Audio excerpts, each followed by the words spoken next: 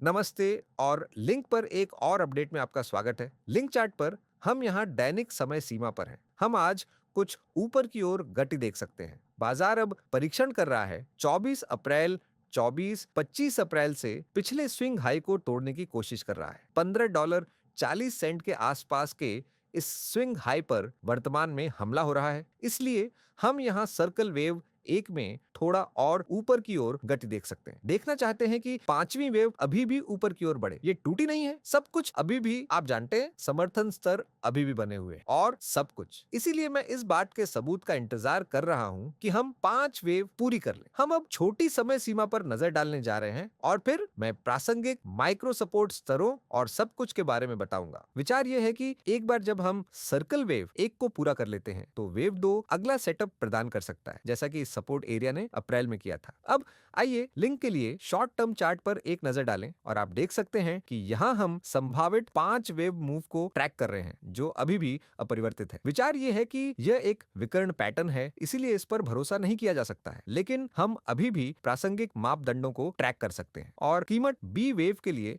इस support zone में घूम गई है जो $12.85 और $13.51 के बीच है और ऊपर की ओर सी वेव 5 वेव मूव होनी चाहिए और ऐसा लगता है कि अब ये सामने आ रहा है। हमारा पहला संकेत ये है कि यह चल रहा है $14.20 पर सिग्नल लाइन के ऊपर ब्रेक, एक बहुत ही प्रारंभिक संकेत था। हम अब पहले से ही $15 पर सिग्नल लाइन के ऊपर ब्रेक, एक बहुत ही प्रारंभिक संकेत था, 30 पर है और संरचना और इस तथ्य के आधार पर कि हम अब पिछले उच्च स्तर को तोड़ने की कोशिश कर रहे हैं, ऐसा लगता है कि हम अब तीसरी वेव के तीसरे चरण में हैं और ये तीसरी वेव यहाँ है। हाँ, किसी भी बिंदु पर पूरा हो सकता है। तो यहाँ चौथी लहर के पुलबैक का इंतजार है। यह अगला हो सकता है और यह अभी होने वाला है, लेकिन अगला प्रतिरोध $15.60 पर है। यह आमतौर पर एक मजबूत है, 100% फिबोनाची एक्सटेंशन, और जब मैं यह वीडियो रिकॉर्ड कर रहा हूं तो कीमत लगभग $15.30 पर है। इसीलिए कोई भी पुल बैक संभवतः चौथी लहर होगी और खेल जीवन में समग्र अपसाइड गति को बनाए रखने के लिए इसे $14.40 से ऊपर रहना चाहिए। इसलिए यहाँ ट्रैकिंग शायद आंतरिक तीसरी लहर के अंतिम चरण की यह इतना आक्रामक है कि यह आश्चर्य की बात नहीं है कि अगली चाल एक सी लहर होनी चाहिए थी। ये आवेग हो सकते हैं, विशेष रूप से विकर्णों में सी तरंगें अक्सर आवेगपूर्ण होती हैं।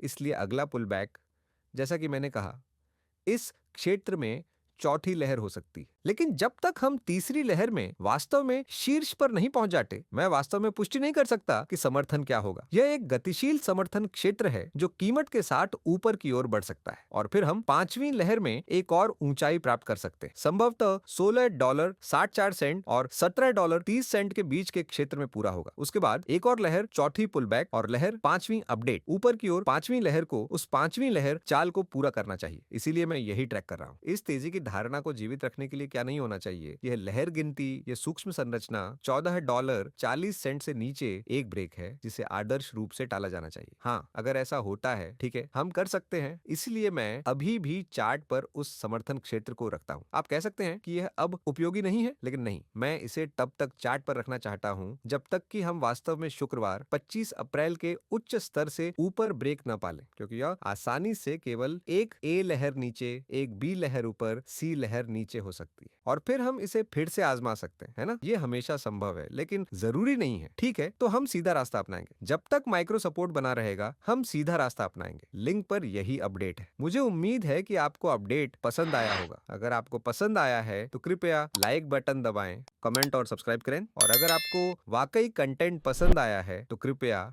चैनल मेंबरशिप देखें। आपका बहुत बहुत धन्यवाद। अलविदा।